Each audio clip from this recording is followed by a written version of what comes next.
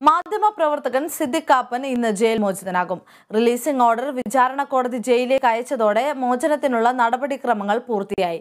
അറസ്റ്റിലായി 2 വർഷവും 3 മാസത്തിനും ശേഷമാണ് കാപ്പന് മോചനത്തിലുള്ള വഴിയൊരുങ്ങുന്നത്. 2020 ഒക്ടോബർ 5-ന് ഹത്രസ് ബലാത്സംഗ കൊല റിപ്പോർട്ട് ചെയ്യാൻ പോകുന്നതിനിടയിലാണ് സിദ്ദിഖ് കാപ്പനെ ഉത്തർപ്രദേശ് പോലീസ് അറസ്റ്റ് ചെയ്തത്. സമാധാനാന്തരീക്ഷം തകർക്കാൻ ശ്രമിച്ചു എന്നാരോപിച്ച് UAPA ചുമത്തിയായിരുന്നു അറസ്റ്റ്. ക്രിമിനൽ ഗൂഢാലോചന, തീവ്രവാദ പ്രവർത്തനങ്ങൾക്ക് ധനസഹായം, രാജ്യദ്രോഹം എന്നീ വകുപ്പുകളും കാപ്പനെതിരെ ചുമത്തിയിരുന്നു. അറസ്റ്റിലായി 2 വർഷത്തിനു ശേഷമാണ് കാപ്പന് ജാമ്യം ലഭിച്ചത്. നേരത്തെ പോപ്പുലർ ഫ്രണ്ടുമായി കാപ്പന് ബന്ധമുണ്ടെന്നും അദ്ദേഹത്തിന്റെ അക്കൗണ്ടിലേക്ക് 45,000 രൂപ അനധികൃതമായി എത്തിയെന്നും ആരോപിച്ച് EDയും കേസെടുത്തിരുന്നു. ഈ കേസിൽ ഡിസംബർ 23-ന് അലഹബാദ് ഹൈക്കോടതി ജാമ്യം അനുവദിച്ചു. ഈ 2 പ്രധാനപ്പെട്ട കേസുകളിലും ജാമ്യം ലഭിച്ചതോടെയാണ് കാപ്പന് ജയിൽ മോചനത്തിനുള്ള അവസരമൊരുങ്ങിയത്.